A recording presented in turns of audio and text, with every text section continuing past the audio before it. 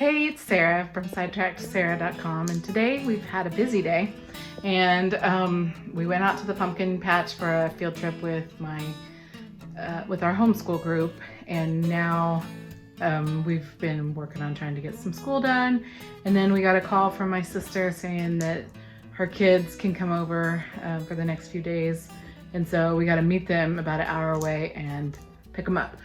So I already had this video planned to be made, and so anyway, we're gonna buzz through it because I think you're gonna like it, and it's a good opportunity to share one of our family favorite recipes that we actually don't have that often, but every time we have it, we're always really happy we've had it. So tonight we're going to make autumn pancakes, or fall pancakes, or apple and spice pancakes. There's so many different ways you can call it, but it's got apples and oats and cinnamon in it, and it makes it a really unique taste that we really love for pancakes. So anyway, we're gonna get started. In addition to the pancakes, we're going to have some bacon, and I'm getting that ready right now, and I will show you. I'm gonna flip my camera. So here's our bacon. We buy this big package from Sam's. It's like restaurant quality, and it comes, and when we're ready to use it, we thaw out a bunch at once. This whole section of it.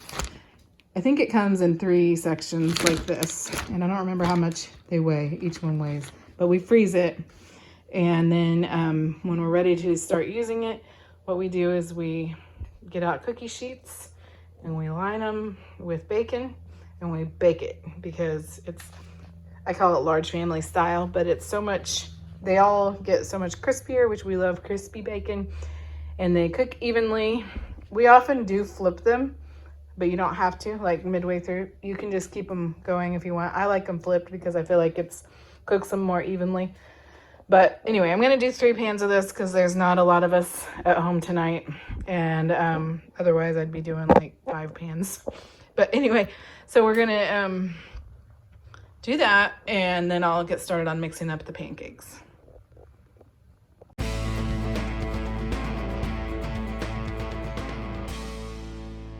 These do shrink up quite a bit, so sometimes I bunch them up a little bit on here just to make room, because they'll shrink, and then you'll have a lot of grease too. So I've got a funny story to tell about these pancakes and how we first found the recipe. Whenever my 21-year-old daughter, who is ironically named Autumn, when she was 9 years old, we had just recently moved to this house, and my husband and I were outside working in the yard, and she comes running outside and she says, "Mom, I was making oatmeal," and we bought oats by the 25-pound bag. So we had a big bucket of oats, and she says, "Mom, instead of making oatmeal, while I was making oatmeal, instead of putting the milk," or it was water, I think, instead of putting the water into the bowl that I was making oatmeal into, I put it into the big bucket of oats. And it was at least half full, and it was one of those big 5-gallon buckets. So me trying not to be mad, was like, great, now we're going to throw all these out, or we can just go use them right now. So I was like, I don't remember how many, 7 or 8 months pregnant, I think, and we came inside and we made everything oatmeal that we could. So we made no-bake cookies, we made these autumn pancakes for dinner, and we made oatmeal cookies. I don't remember everything we made, but we came up with all sorts of recipes for oats so that we didn't waste any of our oats. And we made tons of these pancakes and had them frozen in the freezer, and they're really good. But anyway, funny story, and now I'm going to gather my ingredients real fast. One of the first steps for this recipe is a cup of oats, which I poured into my little measuring cup right here. And I'm going to pour it into here and then put 3 cups of hot water over it and let it sit for a little while. So that's, it's got to sit for about 5 minutes. The original recipe says to put boiling water over it, and I just don't find that as necessary as they must have. So I'm going to just, and the original recipe also calls for quick oats. I always use old-fashioned rolled, and it usually works out just fine. So I'm gonna pour my 3 cups of water over it. That's 1.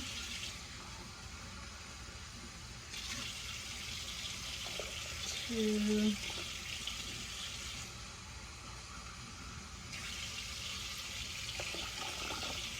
3. I'm just gonna let that sit for a little bit, and then I'm gonna gather the rest of the ingredients real fast. Okay, so first we're going to add the dry ingredients to the dish, to the bowl, and this is gonna be 3 cups of flour. That was 2 there, and 1 more cup here. And then I've got, in this bowl, I pre-measured 4 teaspoons of baking powder, a teaspoon of cinnamon, and a ½ teaspoon of salt. So we're gonna mix all of that in there.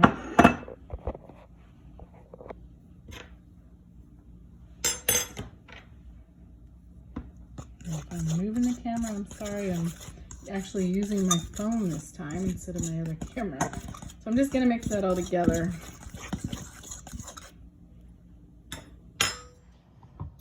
Okay, so the recipe actually calls for 2 apples, but I only have 1 left, so I'm just gonna use 1, and we're gonna peel it, and I just have fun peeling this in as long of a strip as I can. One time I watched this movie where, you guys will probably remember, and I didn't succeed, but my goal is always to get the whole apple peeled in 1 strip. But anyway, in the movie, they were talking about how his wife was so amazing because she could peel the whole apple in 1 sitting. So ever since that time, I keep trying it, and I do it occasionally, but I usually get like 2 pieces instead. So anyway, so now I'm going to core this, and since I have this handy Pampered Chef apple corer, and it slices it. See if you can see that. See if I can show you the bottom of the apple. Okay, there you go. And it just does that. And then I'm just going to dice that up into small pieces.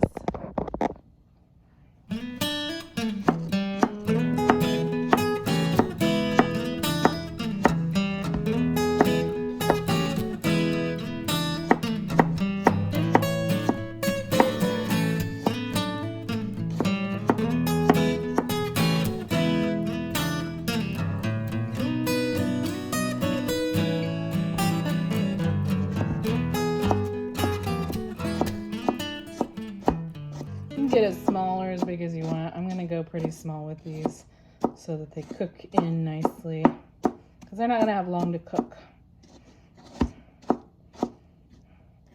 could probably, if you didn't have apples, you could probably even just add applesauce, and that'd be okay.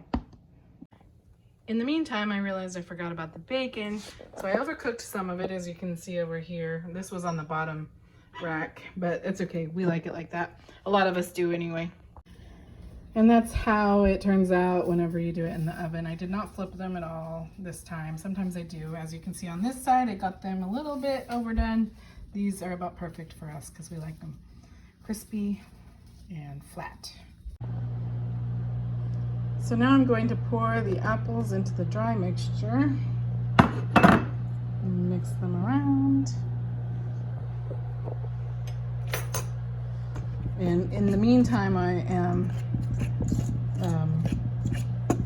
melting my butter. There's 6 tablespoons of butter that needed to be melted in the microwave, and it's about time to pour that in, so I'm going to do that. But right now I'm going to also add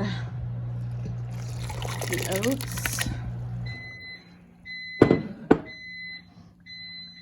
the eggs,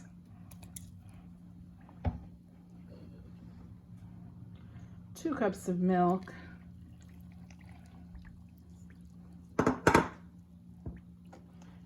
and I forgot to put this with the dry ingredients, so I'm adding 6 tablespoons of sugar. And in 1 second, I will add the butter. And I managed to almost overcook the butter. It was boiling over in the microwave, but I'm gonna add it to what I've got. Trying not to drop it. All right, now it's time to mix.